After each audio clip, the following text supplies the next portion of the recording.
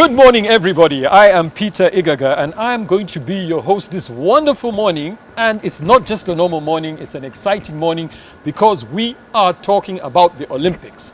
Now, to make it even more exciting, this is brought to you by Uganda Tourism Board. And to make it even more exciting, we have Mr. Silverback himself in the house. Mr. Joshua Cheptegei. Yeah. Now, we need to get this conversation going, and we have to talk about the Olympics and tourism, and nobody better than the CEO of Uganda Tourism Board to lead us. So, Lilly, good to have you here this morning. I mean, now there's a lot of talk, especially about COVID-19, which has dulled our spirits, but then the Olympics are here. They're still being called Tokyo 2020. We've moved into 2021. How can we tie that into tourism where Uganda is concerned?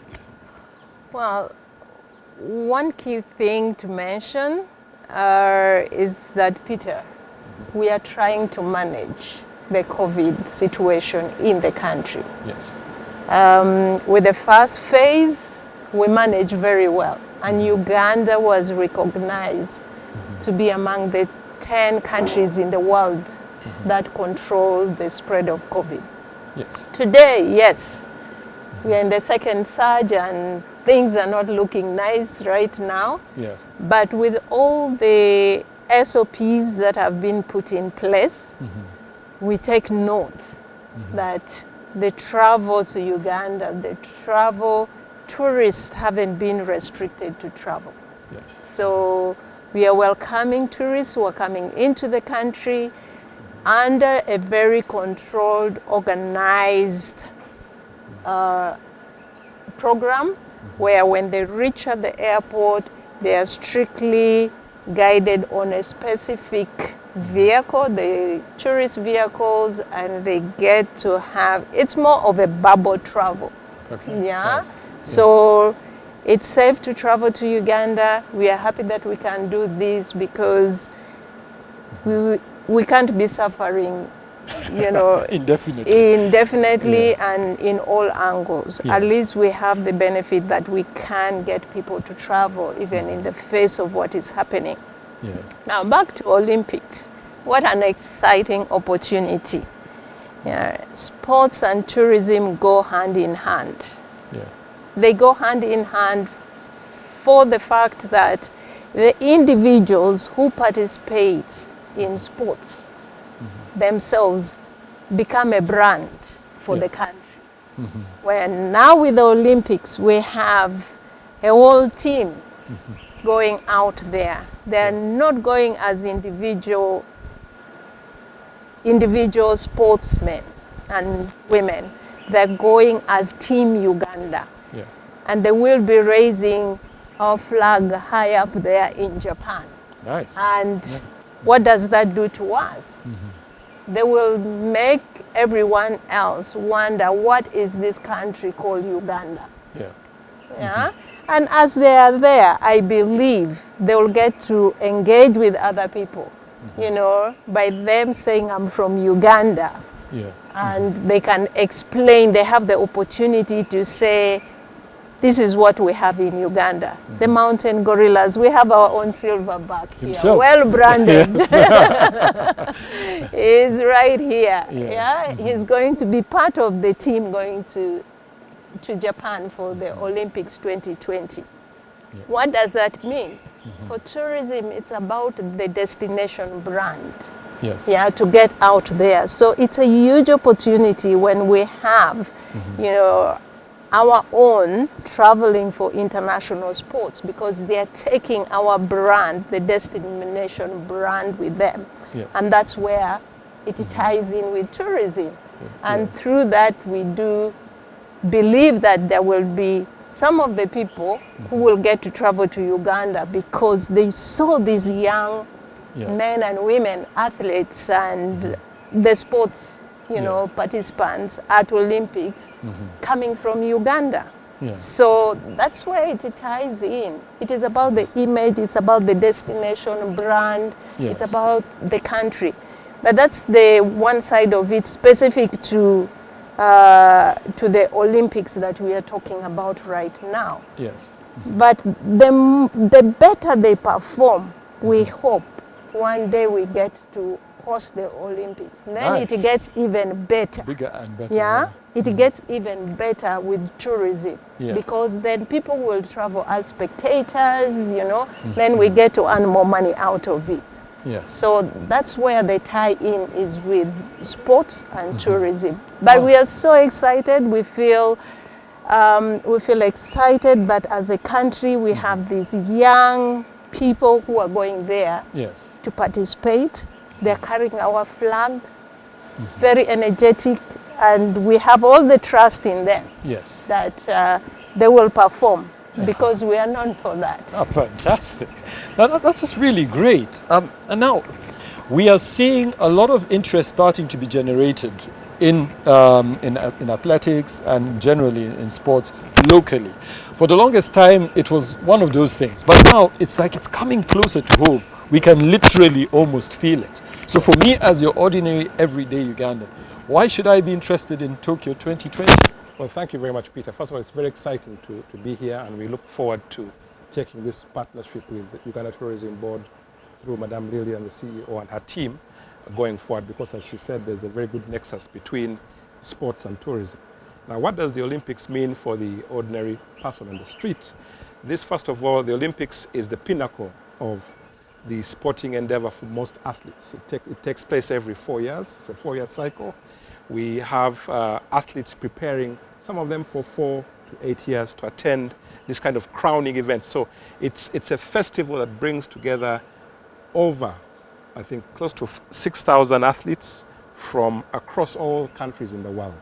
So it's an opportunity for the ordinary Ugandans first to see their Ugandans, and of course our silverback in action, as you all know, is the current record holder and world champion in the 5,000 and 10,000. So we'd like all Ugandans to tune in to follow and cheer on our Ugandans. Currently we have, Peter, 26 athletes from Uganda who have qualified. Of that group, we have the bulk from athletics, about probably 20. We have 3 boxers, we have 2 swimmers, we have 1 from weightlifting, and 1 from rowing. So for the Ugandan out there, we want you to follow your team, see the festival of sport that brings together the top athletes in the world competing against each other, but also it would be good for the Ugandans to get involved into the 3 values of the Olympics, which are respect, so we learn to respect each other. And I think that these are values that any Ugandan can understand from the games. Friendship, it's a rallying point, even with COVID and all this gloom that is around. I think the Olympics would provide an opportunity for us to come together within safe boundaries, maybe from home and online, to follow our athletes and the questions around excellence. So those are the 3 values of the Olympics: friendship, respect, excellence. And we look forward to our team putting forward its best foot going forward. So the ordinary person out there can actually see the games, understand them, and become part of the Olympic family and movement underneath those values, which I believe the Olympics provides a unique platform where every 4 years, these athletes who have been training very hard, Joshua, I'm sure, has been training 365 days a year to get to where he is now. And we look forward to the opening ceremony on the 23rd, which brings together the entire world. And in many ways, as Lillian was saying, sports is one way of promoting friendship, unity, tourism. So it's also one way of showcasing what Uganda has out there to the rest of the world. Oh, wow. Peter, Yes. could I just add on that? For the young Ugandans out there, as you watch what the athletes are going to be doing at the Olympics, they started somewhere. You could be one of them in the coming years. Yeah. So let Joshua and the rest of the team inspire you. If you have that talent, don't sit back. I'm sure, be interested to read their stories. Where are they coming from? They're not different from you. So let this inspire you. I think that is what any ordinary Ugandan can pick from this as well. From this. Yeah, that's great. There's always there's a golden thread between commerce and sports. Is there money in sports? Because to a lot of people, especially to a lot of the young people that Lilly is talking about, it seems so far-fetched, I'll tell you what, first of all, very many thanks for having me here. and I'm excited to be seated next to greatness. I think I chose well. It might rub off. You know, I used to do athletics. I used to do athletics when I was in high school. It's only sad that right now I can only run to the supermarket and come back. But as Madam Lilly said, it's an inspiration for many young people to have him here with us today. Now, is there money in sports? I'll tell you what, I don't know of a lot more professions, say for sport, that can actually earn you money if you take your time and invest yourself in it. I won't even go to soccer and this other, you know what, sports. I'll strictly stick to athletics. These guys get a whole lot of money. And when I talk about money, not this small 5 million, 10 million Uganda shillings that we're talking about every day. That is small money compared to what to what we know. Yes, what is envisaged. Because these guys get, you know, he'll tell you, I'm sure he'll tell you he gets like an appearance fee. He'll sign, you know, an agreement with a sponsor that will give him crazy money. He'll sign an agreement with a national carrier, Uganda Tourism Board, for example, you know, and which will give him a lot of money that can secure him for better days, even in his retirement. Now, I'll tell you what, somebody like Joshua Cheptegei, and I'll use him as an example. We were discussing earlier, me, you, and Don, I think before Madam Lilly came. Joshua is individually, by himself, building a truck in Kapchora, by himself. Now, a truck, if you ask me, is not you're every day going to the to the supermarket or going to the bond to buy a car. It's an expensive venture to get into. There's so many things involved in it, you know. So if you're asking me, is there money in sport? There's a lot of money in sport. There's a lot of money. And it's just not because of, you know, prize money and appearance money. These guys brand themselves in a way we can never imagine. And the money always follows you if you're strategic. Now, like I said, I'm good to switch, so this greatness can run on. But you see, Josh, one of the things that Joel has alluded to is there's good money in athletics, but one of the things we have heard consistently is that it is a journey. Now, a lot of people are seeing the finished product over here and are like, wow, Joshua, first of all, I don't understand some of the things that you do, like how you keep breaking records after another. I don't get it, but you do it. Yes, you literally carry your power with you. Yeah. Is it easy, or does it come down to exactly what Don said? There's the issue of discipline, focus. Is it something that you have to keep working on day and night, or do I just wake up and boom, I'm off? Well, thank you for having me. It's really great pleasure, you know, this morning catching up with Lilly, Don, and Kamadi here. I would say that sports is a very unique thing that they always say that the disciplines are always free in life. I would say in sports, sports bring a lot of happiness and joy. And I would begin with what my friend was speaking about here. In sports, it's a money venture thing that you think about it and you see where you want to get and you see what you want to achieve, and then you will take the necessary steps that involves discipline, involves having a vision, and how do you want your star to shine. It's a series of steps that and events that really, you know, matter. I'll take you back in the point, 2017, just at my back here in Kololo, when I was almost, you know, I had a problem, I got stitches, and I was almost losing my life, but not my career, but also my life. But, well, I understood that, you know, it's not the success, the records that make, you know, an athlete. It's the setbacks and the number of times that one wakes up and that seems solved, and you see the finished product. It's a series of things that many people don't know, but I can tell you that the results are amazing. And when you are into this venture of athletics or any other sport, what will come into your mind is that if you say you're running for money, you lost it. Like my friend, he said that he's sitting very close. I'll tell you that even Lilly Ajarova, the CEO, if she was working because of money, then she wouldn't be working. Even doctor here. So it's about having a vision, and it is out of that you realize money. Otherwise, why would you know? So the money will come. It's about becoming better and better and the best in the world. And then, of course, automatically when you're the best in the world, you're going to have all these things following you. So I encourage all the Ugandans, the young men, not just to sit there on their dreams. You have to wake up and nurture it, nourish it. Wake up every morning, think about it, visualize it, then you have it. Yeah. Yes. Wow, fantastic. Lilly, but a lot of people are spending time on social media, on their phones. Can following the Olympics team be used to promote Uganda, especially online, such that all the engagement, we are talking positively about, we are cheering on our athletes like Joshua, creating a buzz about it. Does that help?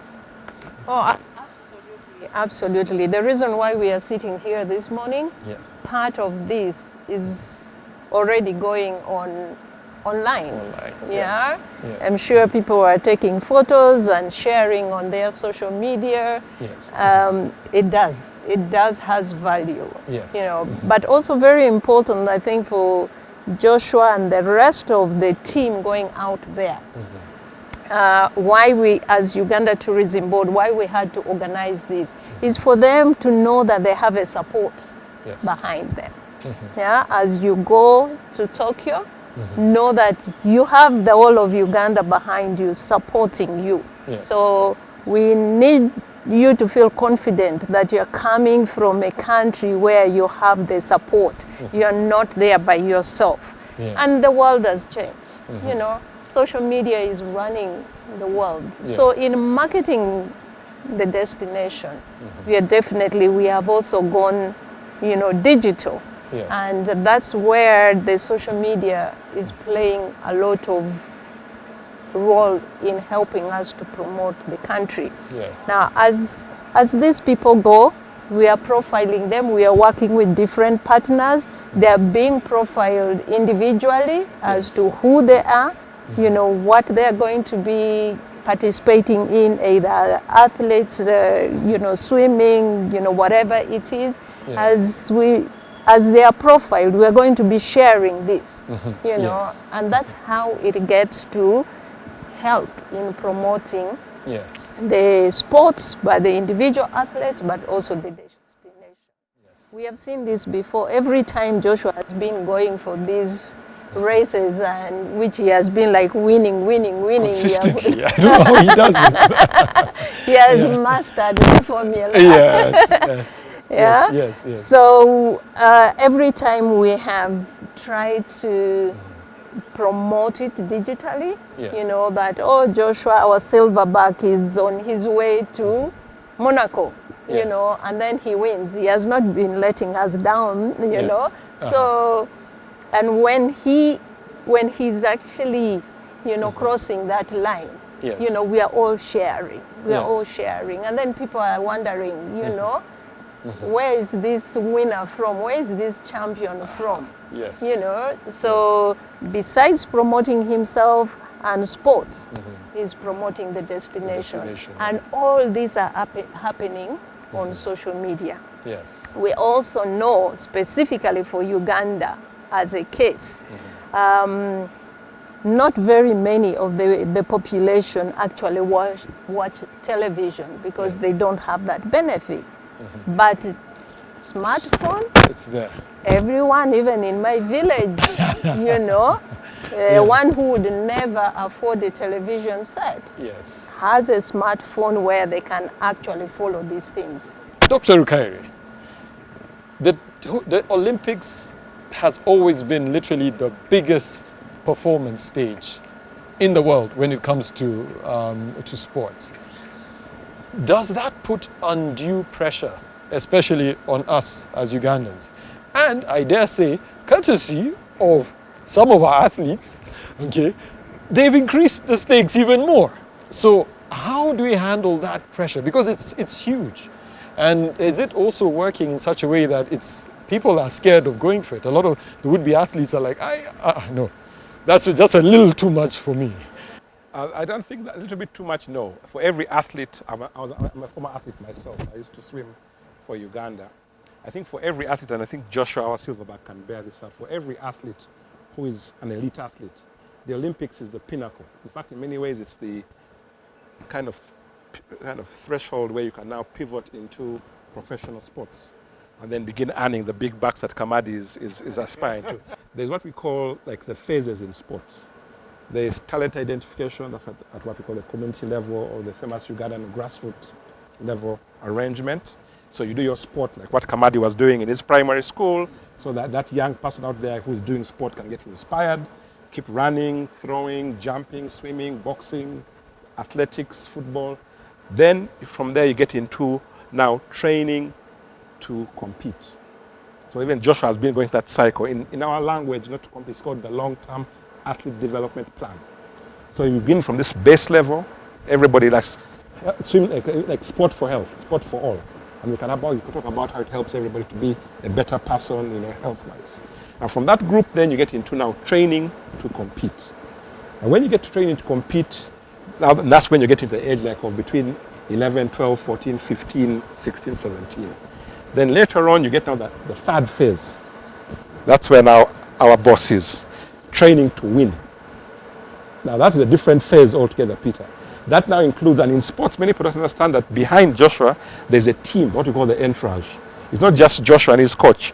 Ideally, if we had a proper ecosystem when we're trying to get it, he has a nutritionist. What is he eating? A strength coach. 100%. Even the anti-doping side of it, we have to know whatever is going into him, we are monitoring it and we'd like to do it better. Because there's anti-doping, prohibited substances. So there's the training aspect of training to compete, training to win, but then also how do you maintain that winning? So there are these nutritionists, there are people preventing injuries, he has his physios who are behind him, but then there are also mentor coaches. It's like, for example, the French Open that you're seeing, those guys you see there have mentor coaches who keep drilling into you what it means to be at his level. Because now a person like Joshua, many people know his time. So he's the person to beat in Tokyo. So in many ways, he has crosshairs on his back. Everybody knows he's the guy to beat. So now how do you prepare him mentally in the zone to remain? So those are all the different phases, and we're trying to ensure that kind of technical support is provided to all these athletes. Most people tend to focus on the on-track or on-field, but there's much more. There's a whole infrastructure around an athlete to get to this level where he's a world record holder, world champion.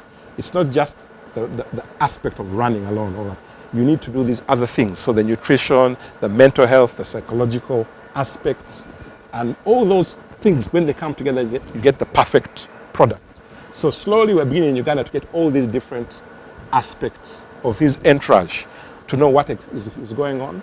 And then for most athletes out there, most of the federations do have this kind of support, and would like to see how we can make it even better. Over the years, we have been limited as Uganda, predominantly, especially when it comes to the Olympics, to athletics, boxing, swimming we are there a little bit, but we kind of have just a few disciplines that we do engage in. Do you think there's an opportunity to spread it and to go into other areas? Of course, it's there. Where does it start from? It starts from the grassroots, as Don was saying. How do we improve these kids? How do we empower them, make them stronger, make them know, have a target, like the 3 stages he's talking about. It's not an immediate thing. It's not an immediate solution that, I'll wake up, I'll want to be a footballer, I'll go to high school, I'll go to university, I'll kick my ball around and I'm in the Cranes team. No, it doesn't work like that. It takes time. You have to work for it. There's a lot of blood, sweat and tears involved. Guys like Joshua will tell you, and as Don was mentioning, I'll use this analogy. If you make a lot of money, everybody will keep trying to get some of it from you. He concurrently holds two records over 2 distances. He has a target on his back. So everybody is actually looking at him and saying, you know what, this is the guy. This is the guy we have this is the guy to beat. So That said, it traverses all across all other disciplines. You have to put in the work, but also it has to start from, you know what, the facilities there, what can enable you to get to where you want to. It's because you can put all the energy and all the effort in the world. Are you enabled to perform at your peak? You know, you have to have people who come and help you do that. You have to have structures in place that help you achieve those goals and get there. You talk about netball. Netball, I mean, we know boxing has always been the sport that will always somehow make it, say for athletics, make it to the Olympics for Uganda. Talk of rugby and swimming. And swimming. Talk of rugby. Rugby, 10 years, 15 years ago, you wouldn't dream of Uganda going to the Olympics. But look at them now. They are playing a repechage tournament in Monaco, where they traveled, I think, last night to go and try and qualify for the Olympics. So once you have structures in place, somehow, somewhere, and you put in the effort and you put in the work, it always comes to pass. Things have changed. Those are your opening words. COVID-19 is here. Clearly, we're going to have to find a way to live with it. Does this mean we now need to just change our approach and revolutionize the way we are thinking even about sports tourism, about everything, where, sports is concerned? Thanks, Peter. I think it's just not with sports. Yeah. It's with everything. Mm-hmm. The whole world has been shaken. Yes. The whole world has changed. Mm-hmm. And whatever we are going to do, we have to do it now differently. Mm-hmm. Yeah? Yeah. Last year, when we were at the peak of lockdowns, Yeah. and the world was shutting down, Mm-hmm. we still thought it would be a 2-3 months business. Yeah, But like no. a holiday. Yeah, it was Yeah. like taking a holiday. We'll come back to where we were. Yeah. But look here, in Uganda, we are at another stage, Yeah. this week. Mm-hmm. So how long this is going to go, we Yeah. don't know. So we can't sit back and wait. Mm-hmm. We have to change our ways. Yeah. We can't just sit back and wait. Mm-hmm. It's time to redefine ourselves, Yeah. right from me as an individual, everyone individually have to redefine themselves Yeah. and see where the world is going. Right now we are going, virtual, Yes. I That's mean, why. you are part of Bowate. Here we are. Yes, still virtual. We would have organized an event where we would be talking to everyone, showing our athletes to them, the ones going. Yes. We can do that. Yes. And that's why there are only 5 of us Yes. sitting here. But through the social media, through the television, they're still going to know about what we are talking here. Yes. So just an encouragement. In every challenge, every problem, there is the opportunity. Yes. So for each and every one individually, as sportsmen and women, as a nation, we need to see where is the opportunity for us. Yes. Yeah? Dig in on it. Where is the opportunity? We need to define the opportunity for ourselves and go for it. Yes. And go for it. Joshua is a very live example. I actually went, where he was talking earlier how the athletes, he said for himself, he is being looked for right now. Yeah. I actually looked for him. Yeah. I didn't know him. I would never have known somebody Yes. by the name Joshua Cheptegei who comes from Kapchorwa. Yeah. But it's his sports that Yes. sold him as a brand. And I was like, this is somebody to associate with. Yes. This is somebody to network with, because I believe he can bring value to our tourism if we Yes. make him our ambassador. Yeah. Because as he goes out there, he can speak On for behalf us. of Because yeah. where he goes, the people he meets, I'm never going to meet them. Yes. So why not use him? Yes. Take the opportunity for him to speak for his own country Yes. from the aspect of what is not his. Yeah. His is sports. but tourism. And that's why we have started taking him to different places to expose him to the tourism experiences, to the tourism attractions that we have as a country, so that when he's out there, he's able to talk out of experience. Yes. Yeah? Yes. Yeah. After he did his first gorilla Yeah, I tracking saw trip. it. Were you scared? Yeah? No, no, no. I had a lot of fear, but when I interacted with the gorillas, it was fun, like, beautiful. Yes. Yeah. Yes. Wow. Yeah? So now he can speak from personal experience. Yeah. Yeah? Yeah. I remember when I visited him in Kapchorwa. So I told him, I'm going to do the abseiling at CP Falls. Have Yeah. you done it? He said, what? You're going to do what? You're going to do what? Yeah. No. Extreme Now, sport. now that one I can't do. I said, for what you are doing, Yes. I believe that is nothing. You Yeah, can yes. just do it. Now, what was very encouraging to me was that after I left Kapchorwa, I did my abseiling. Yeah, saw the down pictures on social yeah, media. and came back. I think it was a few days after. I saw Joshua posting on his Twitter handle. He did it. He did a walk, Yeah. Yes. down the CP It was Falls. waterfalls, yes, in Sipi, yeah. Yeah? Yeah. So Yeah. that's where it's coming together for Yes. him and for us as well. Yes. Because CP, the experience he had in walking down, going through, that ecosystem of CP Falls, Yes. I mean, he has literally, that is in his backyard, but he has never taken the opportunity to actually experience that. Yeah. Now, this partnership, Brings all that being up. an ambassador for tourism, Yes. is opening up his world, Yes. to a different world that he didn't know in tourism. Yes. Now, as he goes out there, as on day to day, in his life, there's that part of him, of his mind that will, what is the tourism aspect in this? Yes. So that's the opportunity, and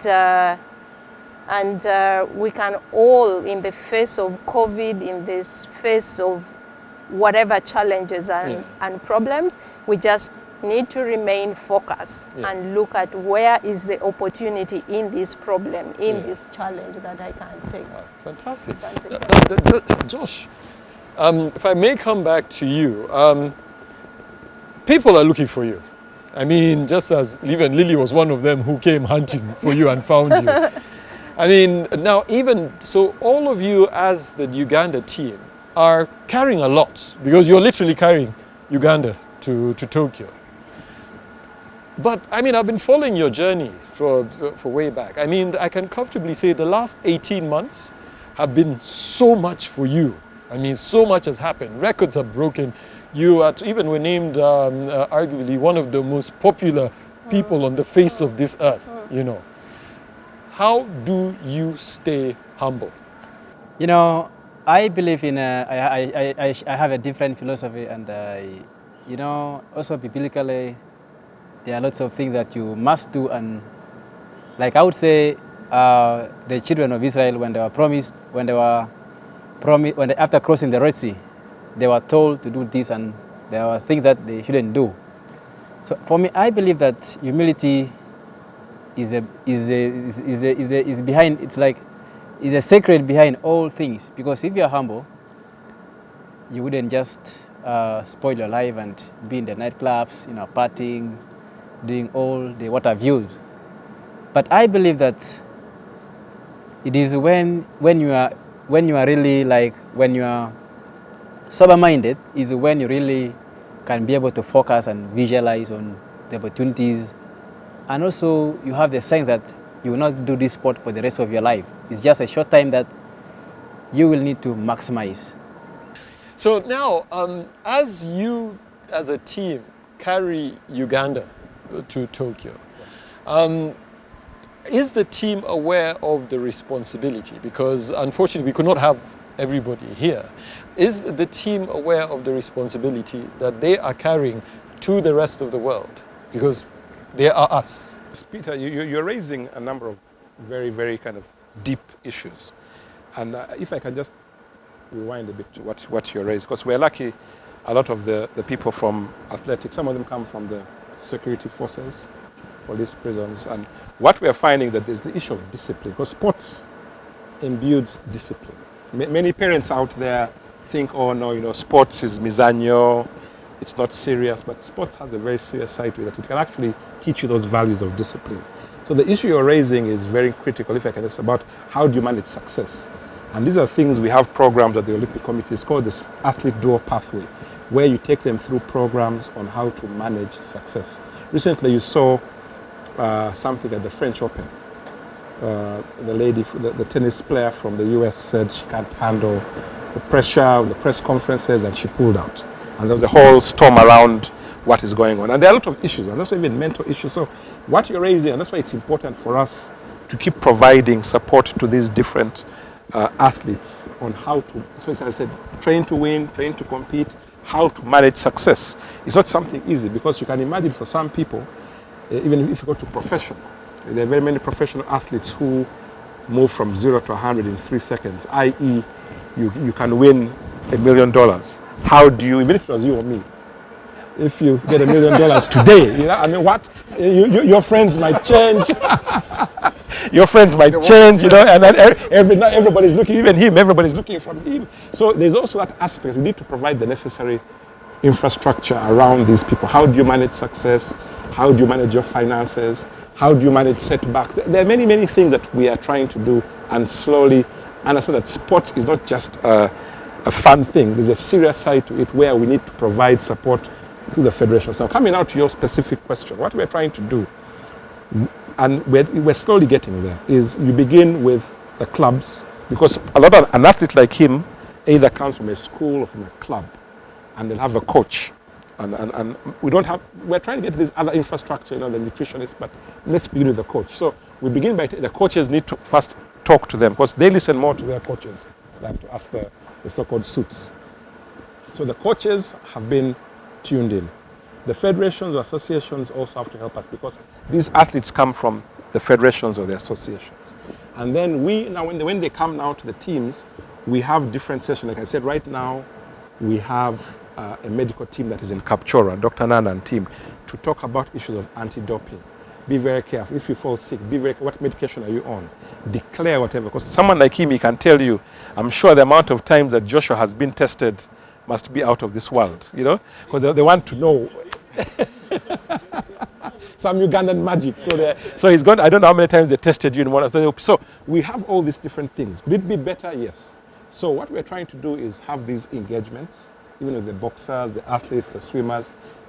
We have a code of conduct, we have team briefings. Even when we are there, as I said, we have the chef de mission, team manager, chaperone, all those people, their job is to provide some bit of guidance to these athletes. And especially now we add in the overlay of COVID-19. They're going to be tested twice a day almost in Tokyo. So we need to make sure that all these different things come together.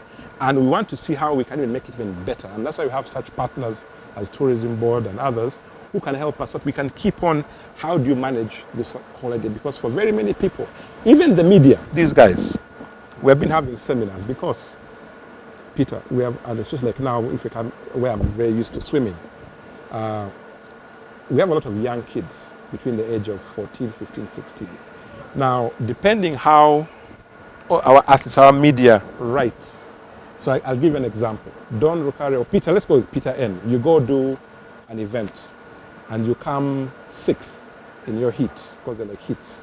Now, Kamadi and team, the media may be in the monitor. Peter flops. And what kind of effect will it have on the athlete? Another way of saying it is Peter makes a personal best or a season best. So the messaging is different of the same outcome. So all those are things that even impact. Because even many things, the good thing, and Joshua can speak more to this, there are very many things, Peter, we can talk for the whole day. There's a very big difference, Peter, between running, and Joshua can bear this out, between running, let's say, in your primary school where you are, with 2,000 fans, to now, okay, there are no fans in the stadium, to a stadium where you have 60,000 people and the whole world on you. That alone can make you freeze. Yeah, we've seen it. Yes, happen. We've seen it. even just the equipment, you know, like for a guy from Sweden, you go and find that these guys have different type of equipment, different type of shoes, different tracksuits. So we are trying to kind of, but I guess now that these guys now, they're the big boys on ground, they don't have that stage fright anymore. But for some of these other, if it's your first time, it's a very daunting thing, you know, to get to this place. And I remember in Rio, for some of the teams that were there for basketball, I'm a fan of basketball. Believe it or not, even teams like Argentina and what, playing against the American team, these guys, these billionaires you see in the NBA, yeah, these are the guys they were playing with. So like you forget about playing and say, I'm playing against Kobe Bryant. So the guys were just wanting selfies, you know, instead of, so it's about managing. So there are different aspects to this whole science that we need. And as UOC and NCS and the federations, we're trying to make it better and prepare them so that by the time they get to that stage, there's no stage fright. Because different what you're raising is a big issue. I've seen some athletes in not Olympics, but others. You do the first event and they can say, no, you know, coach, boss, I'm feeling sick. I don't want to go back because it's tight. So yes, there are very many aspects to it. And I'm sure the athletes also learn from each other. And we try also to get from other Olympians who have been there before to come and talk to them and mentor them. We're taking one, Gans is going to be on the team who has been there before. So at least he can, you know, there are very many things, Peter. Another one, and I'll stop there. There is like the concept of the village where they stay in the Olympics. There's food 24 hours. McDonald's, what. Now if you're not careful and you go there and get excited, and you're eating 24 hours, like the boxers, you have a certain weight to keep. Now you're laughing, but it's a serious matter, you know. We have had that issue in the past. You're supposed to be 64K for your event. Yeah, you leave Uganda at 64, but within a week you're now 79. So all these are things which, you know, we tell them, guys, don't go there and get it. There's Coke 24. Coke is one of the official sponsors of the Olympics. Coke is everywhere. But you have to tell Joshua, be very careful. Like him, he's one of our prized products. We don't want him even to accept drinks from anybody. They could spike his drink. So all these are the different things he knows. He knows how to, he doesn't drink any water anywhere, all these things. So it's that kind of mentoring and working together in a collaborative effort to look at all these different facets that get you to having someone of his caliber. Now, unfortunately, Don did what Don does best. He jumped and took my question and ran with it. Because I was just going to ask Joel, the media. The media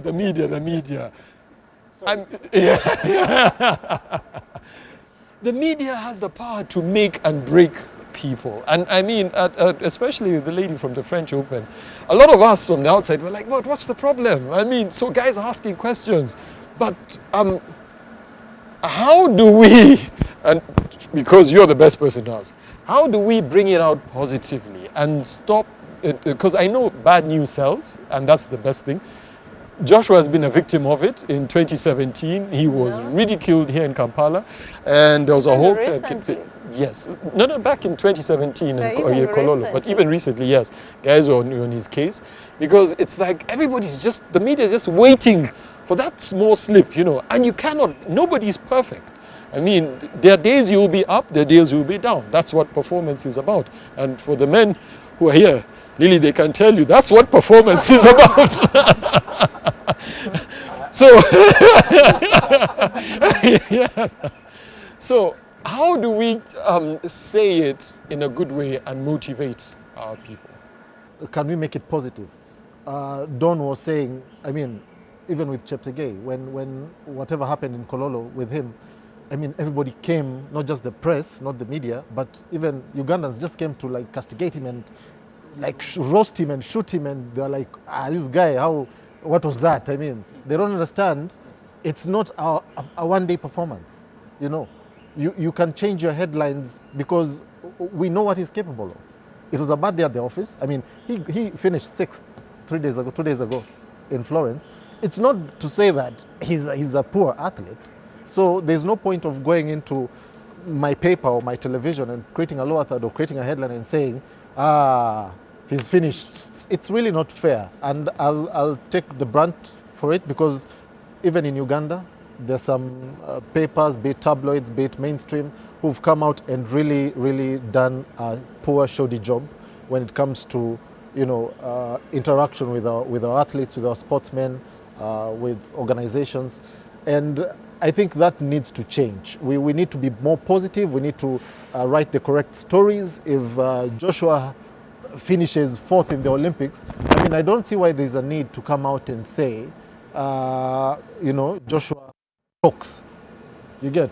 It's just not right. I mean, there are ways you can improve that headline. There are ways you can write a story which is positive, which even him, when he reads it, he'll know, I mean, these are my countrymen. If it's a media organization or a reporter from another country who writes that, then, I mean, hey, that's them. You can't even.